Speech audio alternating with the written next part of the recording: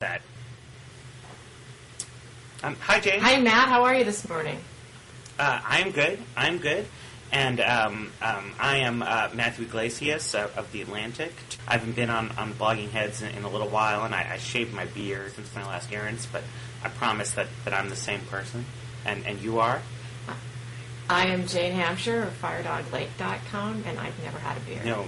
No beard, right? I'm sure you look great. It's okay. We'll see. I decided, it's just too hot this summer, and I'm gonna. I was gonna say it's probably a good look in the summer right, heat. Exactly. Gonna get sleeker and more aerodynamic or something.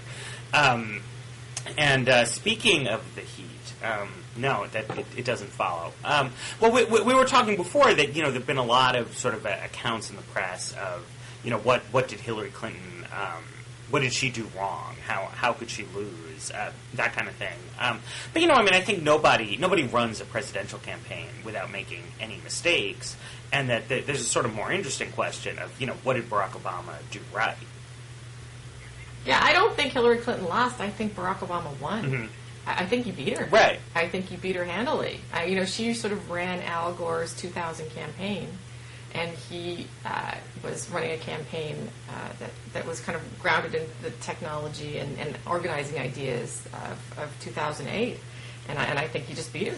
He just did a better job. Style of campaign that's sort of familiar, right? Of this sort of insurgent reformer figure that we know as Howard Dean or as Bill Bradley or as Gary Hart, but it's a sort of person who we're used to seeing lose in the end. Get a certain amount of attention and buzz, and finally do it. I think part of the reason he did better than some of those predecessors along those lines is that he got all the support from African American voters, but he also took that kind of organization to a totally new level, right? Well, did you ever go to like an Obama event and see the line of the rows of volunteers kind of 4 or 5 deep, making sure that they got every single email from every single person, and that was taken back and entered into their database. There's a great article in Tech President this morning that Mika Sifry wrote, and it's about how Obama is sitting on between 4 to 8 million email addresses. And that really formed the heart of his fundraising apparatus. He was able to, that was what drove the $55 million months of fundraising, And he started that earlier on. By the time the Clinton campaign realized that it wasn't all about sitting in expensive cocktail parties with, a handful of rich donors. Right. Well, and they would also sell stuff at those rallies. As if it was like a rock concert, and they were selling Obama pins and hats and stuff at the one event I went to at least, sort of big rally event for Obama, which is of course it's on the one hand it's like a very conventional sort of marketing money making sort of tactic. You have a big event, so you sell some branded kind of apparel, but I don't think you've seen politicians in the past being able to draw the sort of crowds that make that viable or to do that kind of thing. And also what was impressive to me when I saw a sort of Obama mega rally was the number of volunteers who it took to sort of logistically organize the rally itself. And that those were not... there were some people, I guess, sort of from headquarters, spearheading the thing, but a lot of local people, even in New York City, which was, Clinton's home territory, sort of came out and were able to, set up the barricades and the lines and hand out the tickets and do whatever you needed to do to have, like, thousands and thousands of people in Washington. It was really just something that you hadn't seen elsewhere before. And then nobody had ever tried to do, right?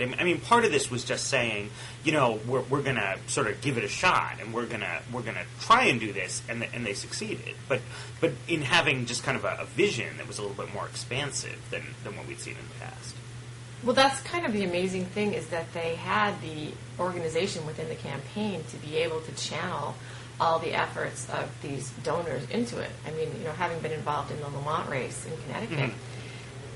They couldn't handle the donors or the volunteers that we would canvass for. We'd put up a post and say, go volunteer, and they'd show up in the office, and the people there would kind of go, I don't know what to do with these people. When you went to an Obama event, one of the things that they would do is have you sign up for text messaging, right? Uh-huh. You could punch in, your number and your zip code, and that automatically set you into their text messaging system, which Scott Goodstein ran. Right. And they, that's how they would mobilize. One of the ways that they would mobilize people to go into individual states. Hey, you're in Virginia, we need you in Maryland, or vice versa. And get these people on the ground, get them out, registering voters, doing get out the vote efforts. I mean, just a phenomenal field effort, the size of which we've never seen before. I mean, it really does constitute, at this point, a political machine. And one of the things people are asking is, after Obama is elected, then what? What happens to this machine?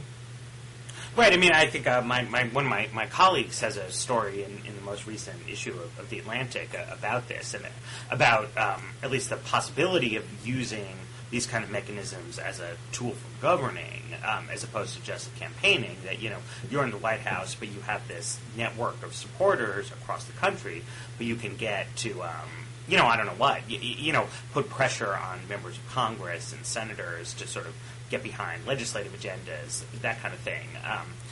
And I mean, certainly, historically, you've always seen when new communications technologies emerge, certain kinds of leaders, political leaders, come to the fore who really understand them. I mean, it's part of what they say about FDR and the radio, right, was that radio had existed for a while before he came along, but that he was the first sort of person in American politics who really understood how he could use this device to reach people and to hold those fireside chats or whatever, to have it not just be another thing and that's kind of Obama for the internet, that previous campaigns obviously had emails and websites and so on and so forth, but Obama really put it at the heart of what he's trying to do and how he's trying to reach people.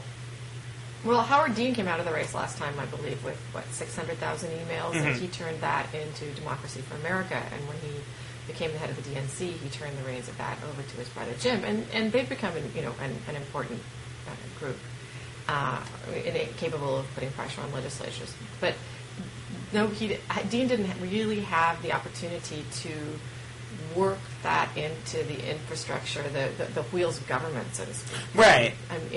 In Mika's article this morning, he quotes Dave Weiner, who says, the internet destabilizes every hierarchy it contacts. It erases every barrier to entry. And I think that's a really interesting thought. I mean, if you sort of look at the way that Napster dismantled the record industry, Obama is talking about bringing, cameras and access into the political process and information. Who's supporting a bill? What are the groups behind it? How do you contact the legislators involved? This if he makes good on his promise and uses that list, which dwarfs the list that Howard Dean had, in order to do move-on style push to press legislators to support his proposals. I mean, we could see a whole new style of governance. Right. Although, I mean, Dean's an interesting example in this regard, because, I mean, I think a lot of people had sort of very high hopes when he became DNC chair, because, he had a very enthusiastic following, sort of in his day, and I don't know what your sense is of this, but I don't feel like Howard Dean, as DNC chair, has really, revolutionized much of anything. I don't think he ever had the chance. I mean, I think that he was kind of hamstrung from the start, from the fact that Hillary Clinton and other, dons of the party didn't like him and weren't going to give him the power that, say, Ken Mehlman had as the head of the RNC. So, I think that he was limited in what he could do, and he was always fighting to try and put resources into the 50-state strategy, which, I think was kind of vindicated by, in theory, by Obama's 50-state strategy. Right. But at the same time, it's true, people weren't necessarily cooperating with him, but also that, at a time when both Obama and Clinton were badly out fundraising John McCain, the DSCC is beating its Republican counterpart, the DNC versus RNC, right? I mean, that's the one battle where the Republicans, still have this big fundraising edge, and that Dean has not been able to use the sort of small donor base he created for his own campaign, doesn't seem to have been able to sort of translate that into something that works for the DNC. Because that's the kind of thing that, he would have had power whether or not Hillary Clinton wanted to give it to him if he was able to, raise a lot of money from his supporters around the country. But he doesn't seem to have been able to do that. No, and I do think that is a downfall. But that is the interesting possibility going forward, Right. is that kind of a list will exist, and the enthusiasm for the Obama campaign, if it carries over through an election, could really be remarkably transformative. Right. No. I think it definitely could. I mean, it's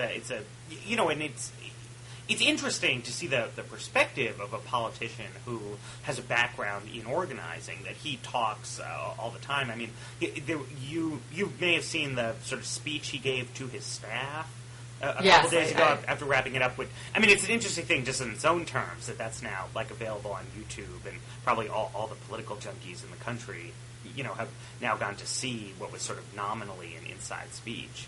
And he talks with a lot of experience about this kind of question, about how do you sort of leverage political change by organizing people. That he doesn't have a particularly long background in national politics, but he does have a very extensive background in thinking about how do you make politicians bend to your will. Well, and I also think you probably saw the discussions that have been floating around about Obama taking the money, encouraging donors not to support the progressive media, right? The progressive media, right? Yeah, and telling and trying to do voter ID and registration through his organization and operation, and not through other independent organizations. How do you feel about that? Well, it seems shrewd on one level, but it does. It does get at, I guess, some of one's fears about this, which is that, I like Barack Obama, fine. I voted for him. I'm glad he won the nomination. But, part of what he's doing is using sort of leveling, opening up technologies to accomplish things. But he's also using his own just sort of enormous charisma to sort of displace other people and other things. And I feel like, I might be comfortable with sort of more multiple centers of power. I mean, it's more efficient to concentrate everything sort of in his hands if he makes all the right decisions. But, I don't know that he will, right? I mean, I feel like if multiple centers, multiple sort of pots of money and theories about what to do, that gives you, less vulnerability to sort of mistakes. Yeah, and it's one thing to talk about success in winning an election, but it's another thing to talk about how is all this power going to be wielded post-election, in the process of governance, and will these organizations, and yes, the 527 is probably not a great idea, but certainly voter registration, things like that. Having all of that concentrated in his machine, it's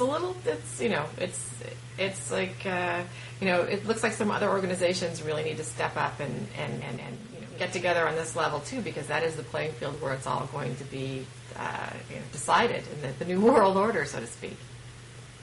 Right. And well, also, I do think that there's, part of the issue, I think, with Progressive Media USA was just a sense that the main people behind it were sort of Clinton supporters, yes. Right, but that, Clinton, a lot of people were supporting Hillary Clinton, including just a lot of people with a lot of sort of know-how and savvy about things. I think David Brock was heavily involved in that, and he's, he was supporting Clinton. I wasn't. Obviously, Barack Obama wasn't. But I also think that he's a guy who's done amazing things with Media Matters, and who's shown a lot of ability and a lot of talent, both in terms of raising money. Project. It doesn't strike me as productive to sort of, freeze out in the cold everyone who was for Clinton. When you sort of need these people, right? You need all the best people available doing their work, and not to say that. Just sort of everyone who was for my opponent, you shouldn't give any support to their organizations. Well, I guess I have some concerns on those fronts. And I hope that the Obama organization will embrace those people, because that particular organization did have some amazing people in it.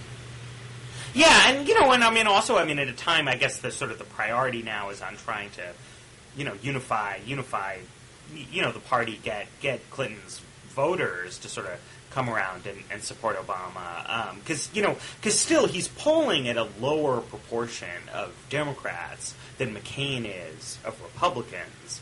When I think it was McCain who was supposed to have sort of troubles with his base.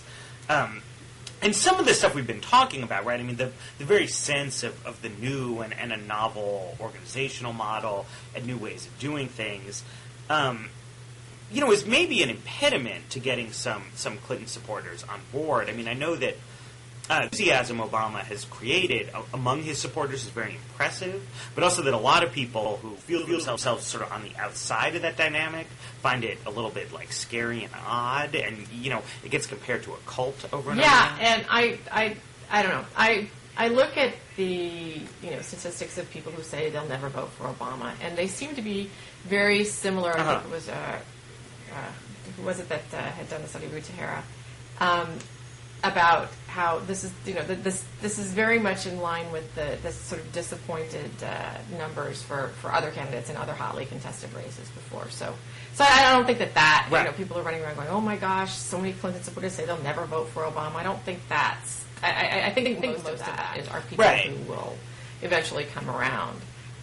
But I do think that there does need to be some outreach for toward women and other groups that McCain's going to be making a play for as well. And I know this is sort of switching gears a little bit, but I do have some concern about that. Right, but I mean, right. I mean, I wonder about McCain's out. I keep sort of I saw McCain's outreach, or at least this is their plan. They were sort of telling the newspapers, but what is the? I mean, what is the content of that supposed to be? I've been on Blogging Heads in the Weekly Standard, yes, for the Weekly Standard. Goldfarb. Right, and now he's writing John McCain's blog, and he had a post up where he said, making a pitch to Clinton supporters, and he said, and he said John McCain is a big ABBA fan, which I guess is true, and was supposed to be a joke, but it also does go to show that that there wasn't much to be said on that front, besides making a joke. I mean. I don't know what it is that McCain is going to do or say exactly that reaches out to women who are, disappointed, say, that Clinton lost, and maybe they think, well, now we won't see a woman president elected. Electing John McCain doesn't solve that problem. No, I was actually, they'll have to switch gears, and he'll have to convince them that national security is paramount, and that he'll keep them safe, and he respects them. I was interested to see that there was some statistic they wrote about in the New York Times this week that Americans think that African Americans are not patriotic, and right. I just went, that's white America thinks that this. Who do they think is in the military and fighting the wars? It just doesn't make any sense to me. But I guess that's why they're starting to go after the whole. The flag pin, the lapel pin, and I sort of appeal to that impulse, which is Yeah, I mean it's at the nexus of a couple different sort of lines of attack on Obama, and the cover story on the new Weekly Standard is called Mr. Obama's Neighborhood, and it's about Hyde Park in Chicago, and how it's weird, basically. Mm-hmm. I don't know if you've been to. I have been to Hyde Park with the fabulous Rick Perlstein. It is a little. Huh? The fabulous Rick Perlstein lives there. Yeah. Exactly, right. And so, it's the kind of place where, like, you or I or Rick Perlstein might go.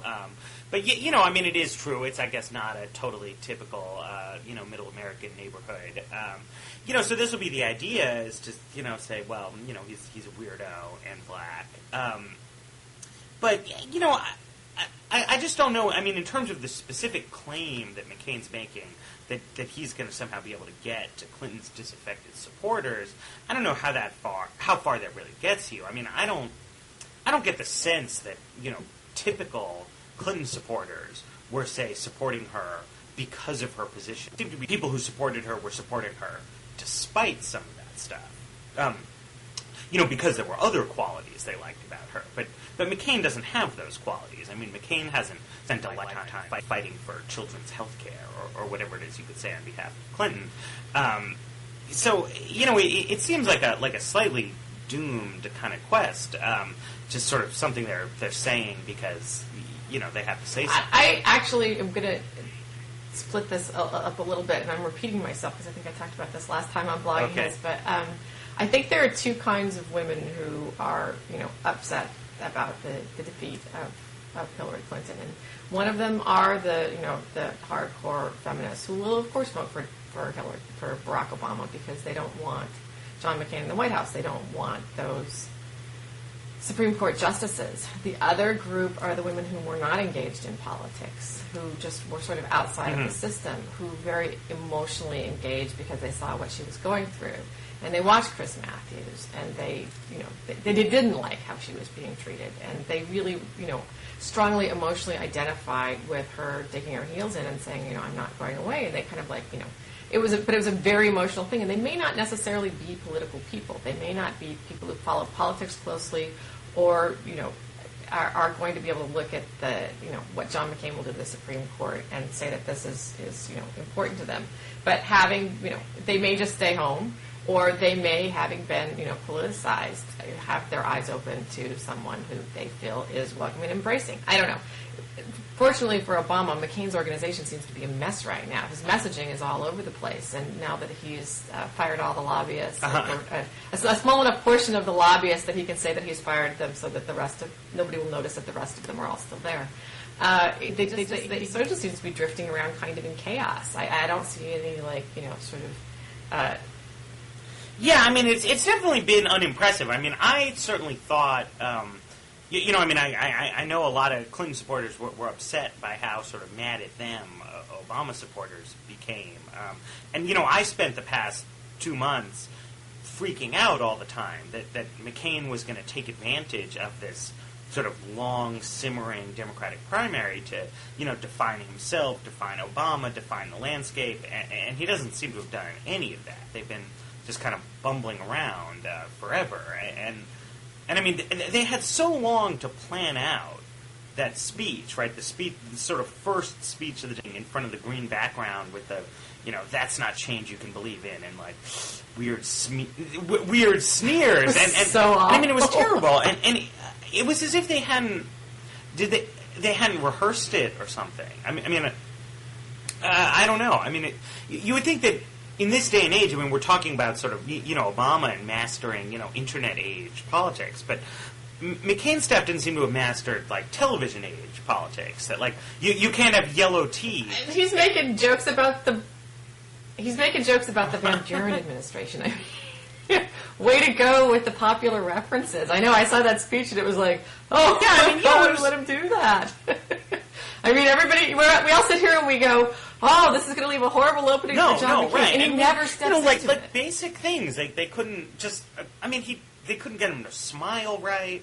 They had the colors all weird. It really surprised me to see something like that. And some of their ads do seem more like, real sort of professionally done campaign ads, but it's a little bit mystifying. And also, a little hard to say what the main themes of this campaign are supposed to be. Is all about how McCain is great because of the surge, and he says that the closest thing that we've had to a commander-in-chief test for Obama and McCain is when they disagreed about the surge back in 2007. And of course he says the surge is wonderful, and people could dispute that. But it just involved ignoring the fact that this test came when Iraq was invaded in the first place, right? That, if you want a question of judgment that's going to be a touchstone for people about the war, that you can't just isolate off sort of like one half of the war and say, well, I want to say I was right about this. And that's sort of the argument McCain's going with. But to decide that you want to lead in a presidential campaign with your support for a war that's incredibly unpopular, it doesn't strike me as very promising. It seems to me mostly to be based on just the idea that, well, Democrats are sort of scare easily if you talk a lot about national security. Yeah, the other thing he's running is as someone who opposed George Bush on the war, and that kind of Michael Hanlon argument, right? like he wanted more. Right. Everything would have been fine if we'd just done more. And I just don't know that that's going to be a sell this time around. People are kind of skeptical about the war, and that kind of double. That double speak. But they do a very good job of kind of dressing it. The one thing that you can't get away with McCain in all the polling anybody does is that the war hero obliterates everything else that it comes in contact with. And people generally respect him for that. And that's going to come up. And that's going to be the thing that he's going to hit over and over again. And Fox News will say 15 times a day, John McCain actually never talks about his experiences in Vietnam, despite the fact that the rest of us know that every time he opens his mouth, he talks about it. And it's just it's going to be a very difficult thing to hit him on. And he's going to have to change the conversation over to that over and over and over again, because that really is his only strength. He's weak on the economy. He's his reputation for being a campaign finance reformer only holds up if you don't talk about it, because the minute you start parsing it, it's kind of ludicrous.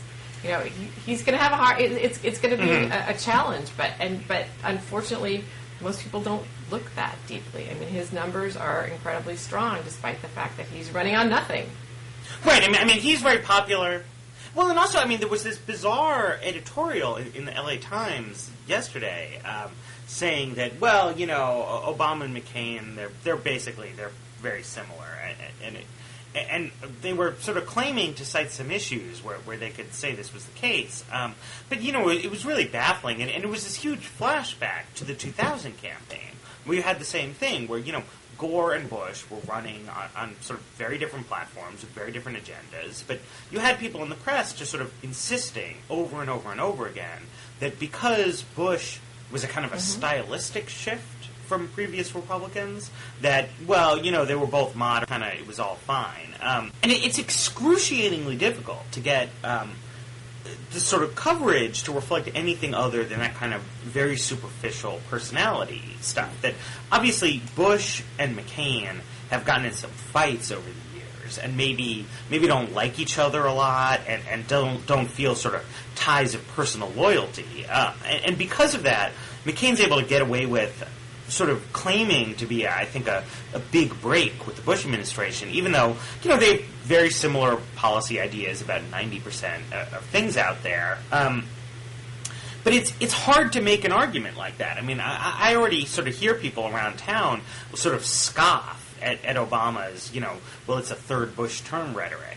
Not really because the rhetoric is wrong, just because it's like, quote-unquote, everyone knows that McCain and Bush are really different, so you can't even try to argue otherwise. Well, I think in the end, I have a hard time seeing, as much as I worry that, John McCain just doesn't incite the kind of antagonism that Hillary Clinton did, that, I think fueled a lot of the passion during the primary. I don't know about you, but I don't think we can. It's hard to get our blog readers, excited about John McCain. They kind of internalize the despite all evidence to the contrary, the media's narrative that he's a nice, affable guy, he's a moderate. Well, he's not, but people just aren't, they kind of like the guy. And that's going to be a hard thing to get over. But I look at all of the fundraising advantage that Obama's going to have, and the fact that he's going to be able to outspend McCain so significantly. I mean, there was an article in the New York Times this week about how they were changing the electoral map, and Obama is going to be able to run 2 television campaigns, one a national campaign, but also a regional campaign in the swing states that's much more hard-hitting. And he's going to have to, and his ability to organize and to, have this organization in place and to be able to spend is going to make McCain not be able to take for granted places like Georgia and Missouri and, Montana and North Carolina. He's going to have to go in there and fight and spend. And in the end, I think that the irony may be that Mr. Campaign Finance Reform is just going to get plain outspent.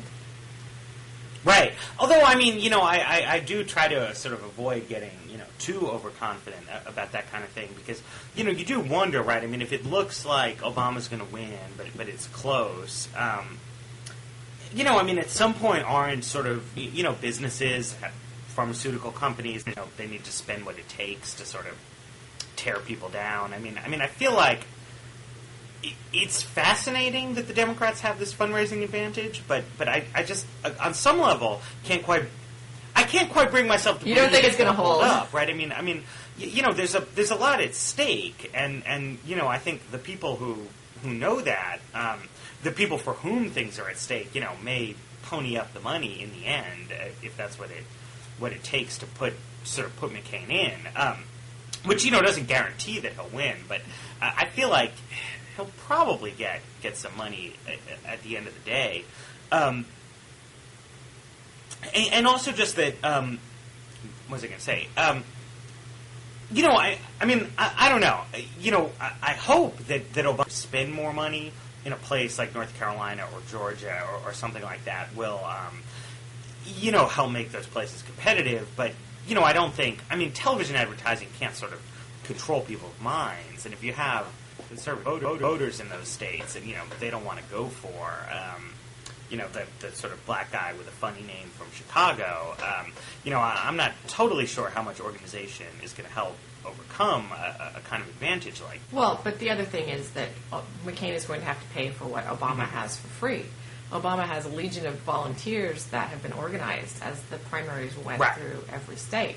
This infrastructure is already in place, and John McCain doesn't have that. He's going to have to pay the right thing. Right. Just being able to get the ID to people who are voting for you, who would vote for you, and get them to the polls is Obama has a tremendous advantage. No, right. And he has much more staff in place already, and lists of people and stuff in the key states. Although, places like Pennsylvania aren't necessarily places where Obama. Obama has the IDs of his core voters in those places, but there weren't enough of them to win primaries even. So he does face, I think, certain kinds of disadvantages in that regard. And what was I going to say? Well, I don't know. Only time will tell. On that, it's a sort of lame cop out. I guess what I was thinking about. I just saw a sort of headline pop up about a speech Obama just gave. I guess where it said Obama links McCain to Bush economic woes. You can see that McCain to Bush, link McCain to Bush, and I've been wondering about how much people are going to buy that, and I was thinking about the fact that the Republicans are going to have to put a convention on in a couple of months, and in Minneapolis, and everybody's going to have to go through the Larry Craig Airport. Yeah, it's right. But also, is Bush going to give a speech? Because if is Joe Lieberman going to give a speech? I'm sure Joe Lieberman will give a speech. But more interesting, right? You would assume when Al Gore was running for president, right? Bill Clinton gave a big speech, and it was about how awesome the Clinton administration was, and how awesome Al Gore was, and about how, Al Gore would keep on doing the kind of awesome stuff that he'd been doing as president. Mm-hmm. But Bill Clinton was popular. So what's George Bush going to say, right? If he says, I can tell you that this man, John McCain, is the right choice to keep my agenda going, that's going to be a disaster. Yeah, and I think McCain's already struggling with that. Doesn't he have someone to liaise with the White House to tell them, give him advance warning when he's going to insult George Bush? Right, they do have that, and it's part of trying to distance himself. But in the form of something like a convention, it just seems really to do that, right? They can't put Bush up there in prime time to denounce John McCain. Right, because that would be crazy. Do you think they can just keep him off stage? Tell him not to come? He's not welcome at Republican Party events anymore? Yeah, I think that, in the end, maybe George Bush's ego that dooms them. He just may not be able to take that much of a back seat. And when their big show comes, Although, McCain needs the people who love George Bush. He really needs that base, and they still think he's great. So, well, and he does need them. I mean, we were talking a lot about fundraising, and in particular, right? I mean, he's financially dependent on sort of Bush pioneers and, lifelong diehard Republican activists. Like really, I mean, any candidate would be. I mean, at the end of the day, you need to fall back on your party loyalists to sort of, do the work of a campaign. So he has to be. I mean, you notice that McCain, he'll criticize Bush, but only on sort of peripheral things, right? Like, he'll say that, well, Bush, like, he handled Katrina full-throated denunciation of sort of neglecting inner-city poverty for years, or, something that Barack Obama or any Democrat might do.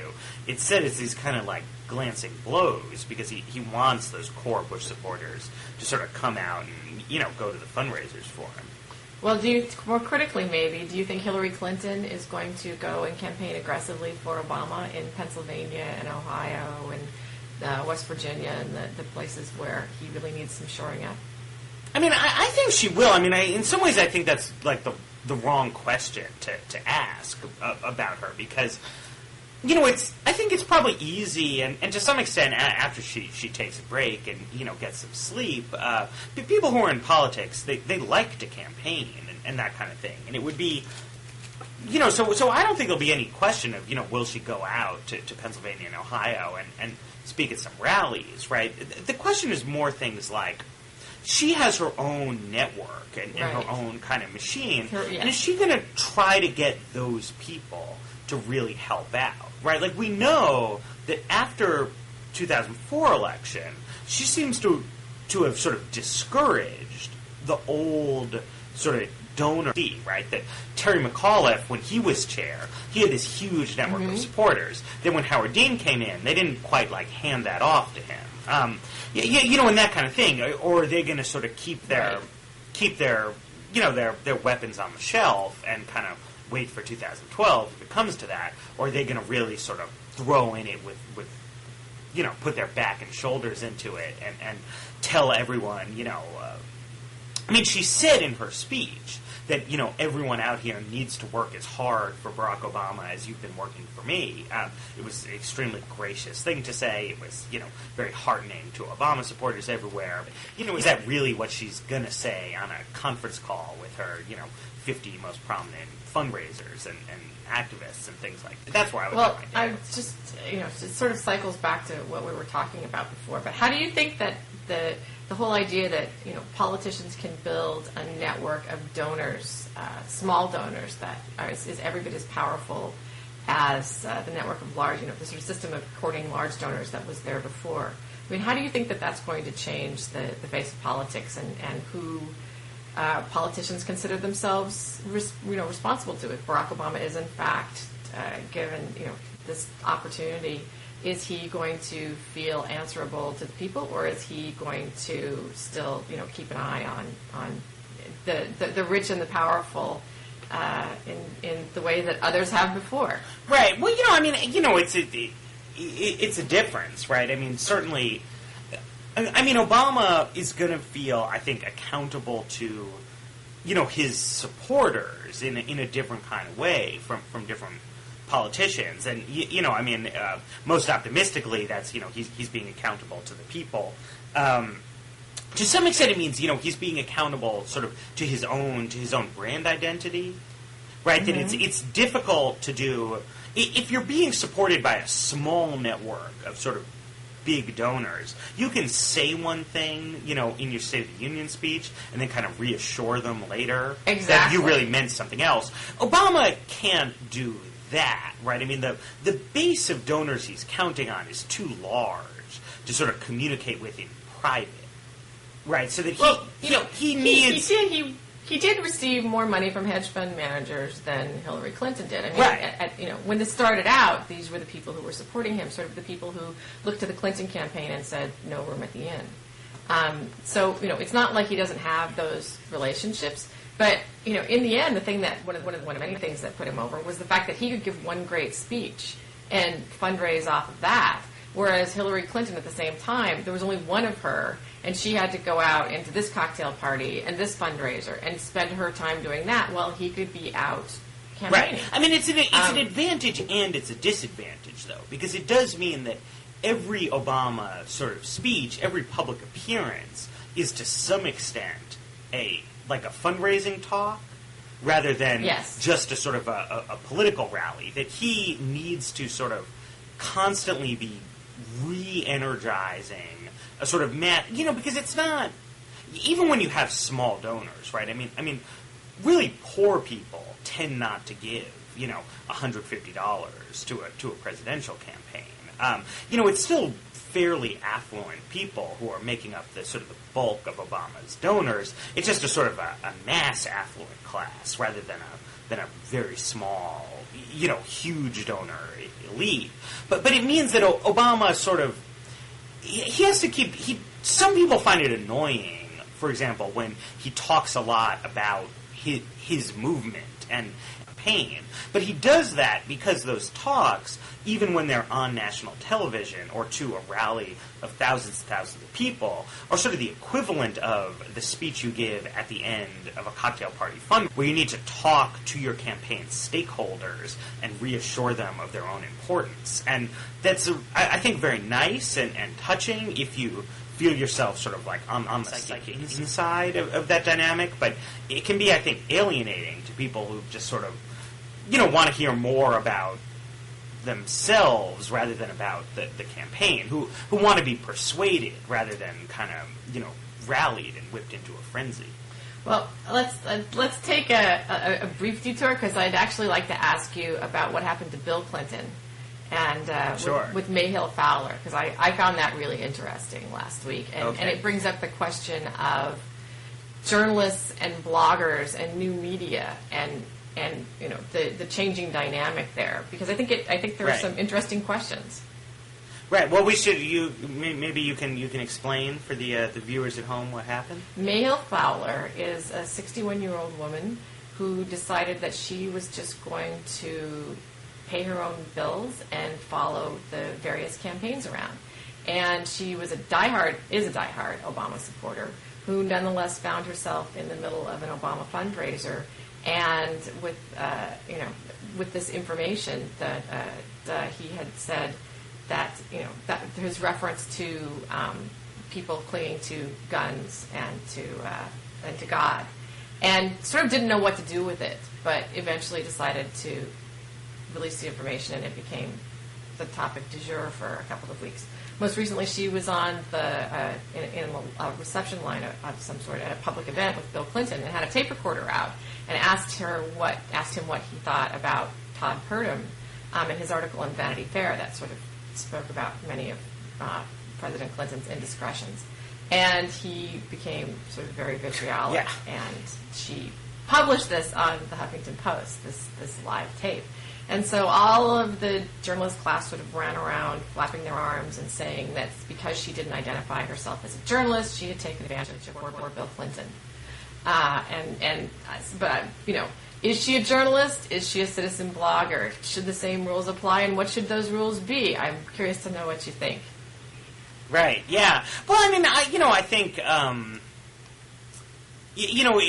it's true. They prepare themselves for life in a world where you don't need to be a journalist to record something and then distribute it to an audience of an unlimited size, right? That, I mean, the reason why in sort of journalistic ethics, right, whether or not you've identified yourself as a journalist plays a big role in things. That, if you say to someone, if they know you're a journalist and you're talking to them, then things they say are sort of fair game for you to quote and to publish. Whereas if someone, just happens to be chatting with me somewhere and doesn't know, who I am or who I work for, you're not supposed to then use that kind of information in an article.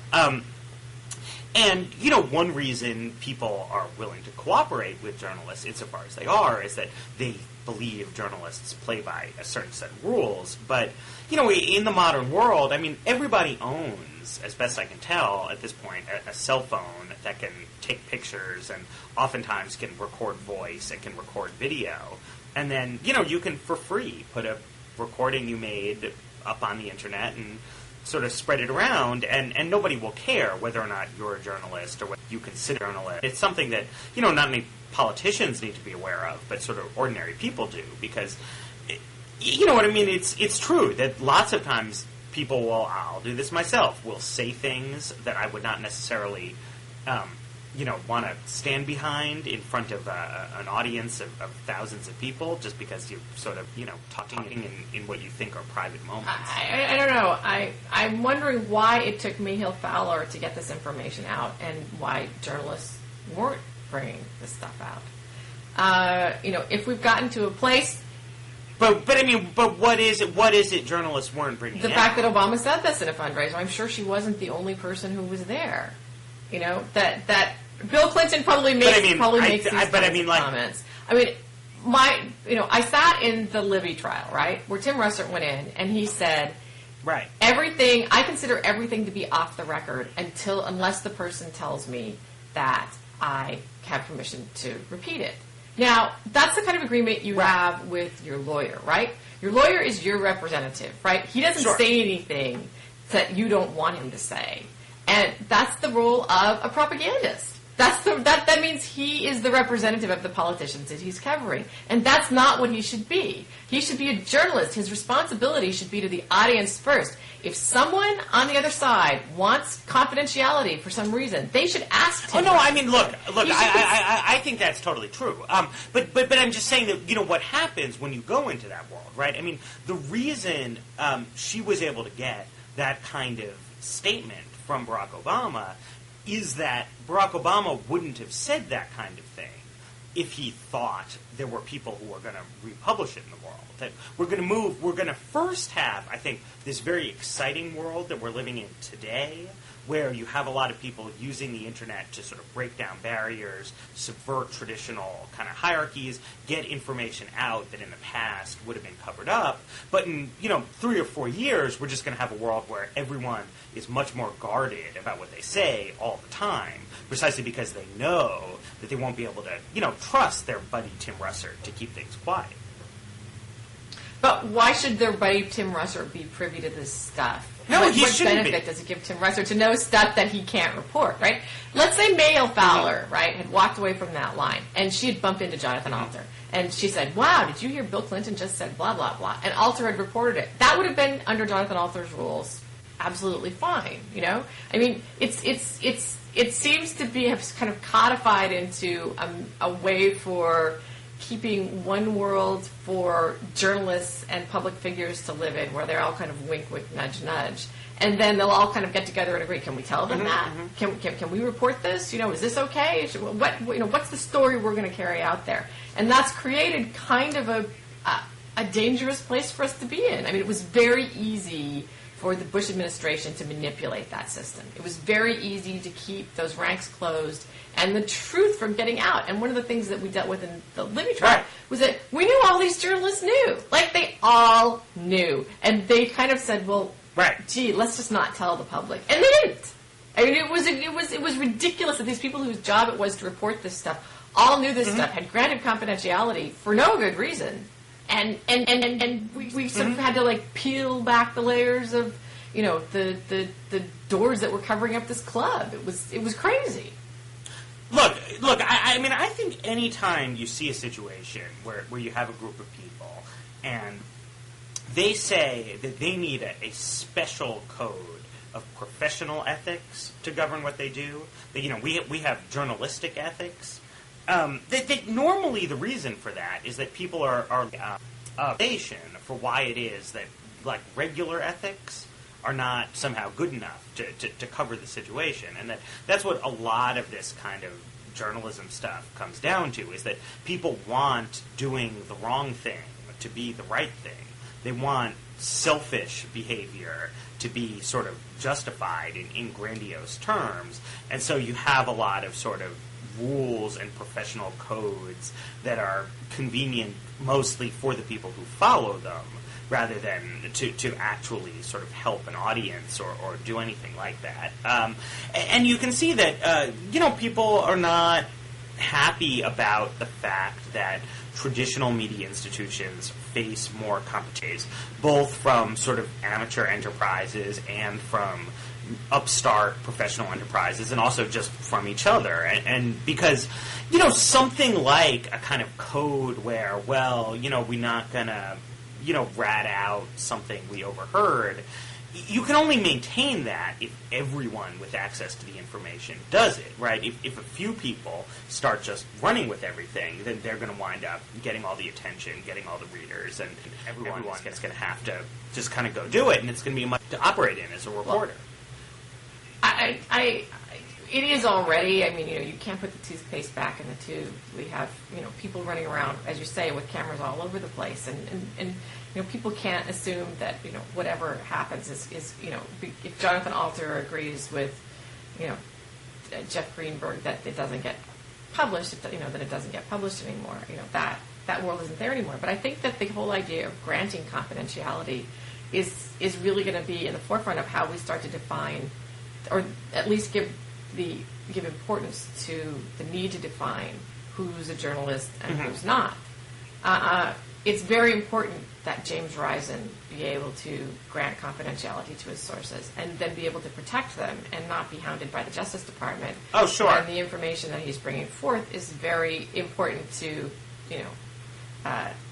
democracy. But when Judy Miller is being manipulated by people in the government to release information illegally and launder it behind her, assuming that she's just that not going to report it, that she can use reporters' privileges of reason not to rat them out, then that's a racket, right? Right.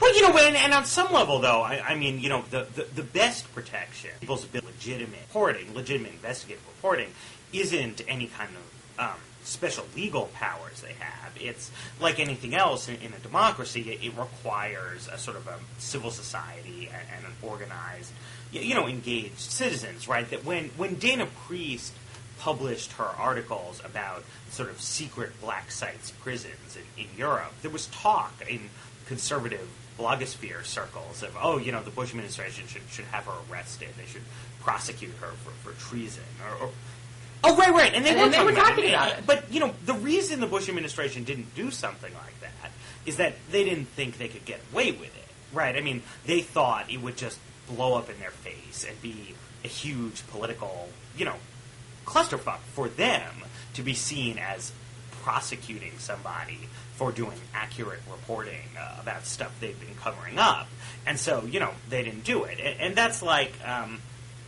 anything else in a democracy, right? I mean, ultimately, it's only as strong as political figures fear that they're not going to be able to get away with certain kinds of outrageous abuses of their own discretionary powers. Well, they're already going after James Risen, though. There's a very active case against him. Right. So I don't know that you can count. You can count. No, I don't know that you can either. I mean, that's what I'm saying, though. It's just a test. It's a back and forth. Is really are able to get away with. I mean, part of what's been so shocking about the Bush administration is that they've just sort of tried harder, right? I mean, they've been more aggressive in terms of their notion of what do I think we can get away with than previous administrations had been. And as a result, they've gotten away with a lot. I mean, it's turned out that there's much less resiliency in some of our institutions than I think we would have hoped. But let's say Mayhill Fowler had actually been reporting on something more significant than, did Bill Clinton try and hustle Gina Gershon. Let's say she had been doing some serious investigative reporting. Is her work worthy of being able to be covered under journalistic privilege? Right. I mean, probably. I mean, it's hard to know. I mean, of course, one thing is that it's easier on an amateur basis to do things like, just ask Bill Clinton about Todd Purnham than to sort of piece together something about the National Security Agency. Kinds of activities, right? Not to a specially licensed group of people, right? That there's a public interest in having certain kinds of information produced, particularly about... It shouldn't be illegal to expose illegal government conduct, right? I mean, I think that's the sort of correct principle that people are looking for reporting and protections for reporting. Yes, and I agree. And I'm not sure that extends now, right, under the current law. I mean, if there's a reporter's shield law, it's for reporters. You know, who is that going to cover? And I think that's one of the things that we're going to be facing, because I think it will happen more and more. The sort of, you know, the democratizing principle of the internet has also democratized journalism almost, you know, more than anything. And you know, the barriers of entry are so low now to getting your stuff out that anybody can start to do it.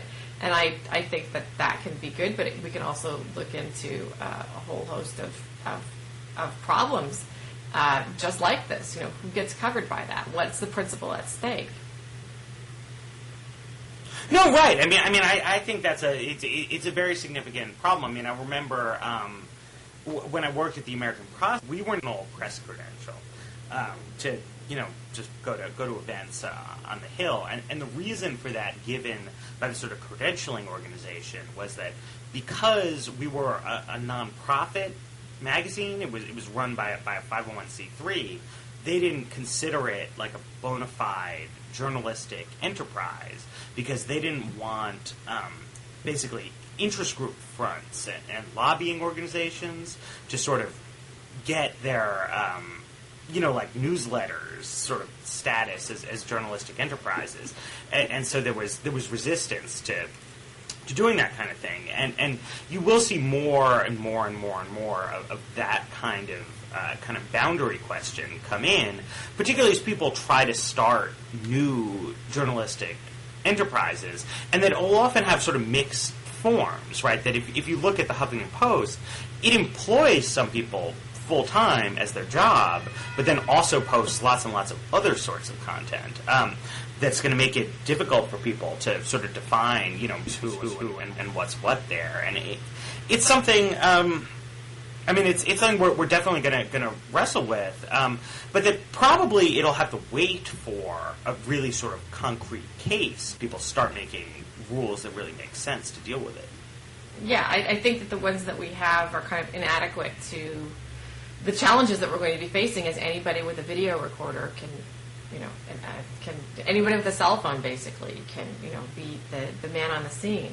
Right, because I mean, what we haven't yet had is an example of an amateur really breaking a sort of, you know, a significant in the James Risen sense. I think there have been some bloggers jailed who refused to give up their sources, but I couldn't tell you what the details of it were. Right. You know, I mean, we've seen amateurs do a lot in the realm of sort of, you know, some just like being first on the scene at sort of news events at Virginia Tech. Some of this getting statements from public figures that, you know, were interesting and noteworthy, and also a lot of sort of analysis. I mean, like during the Scooter Libby trial, right? I mean, what you guys were doing, part of what was you know, made that work was just able to mobilize tons and tons of knowledge about sort of relevant issues and put that out there in terms of analysis. But we haven't seen a sort of I don't know what, like a rogue investigator see a huge, you know, totally new scandal that the government then tries to somehow shut down as a leak. It's been something sort of discussed as a hypothetical case, but until it happens, we're probably not going to put legal rules in place to deal with that. I think you're right. All right. Well, with that, should we say farewell? I think so. It's been nice talking talking to you. Been here about an hour. Yeah, good to talk to you. All right. Take Go care. Lakers. Bye.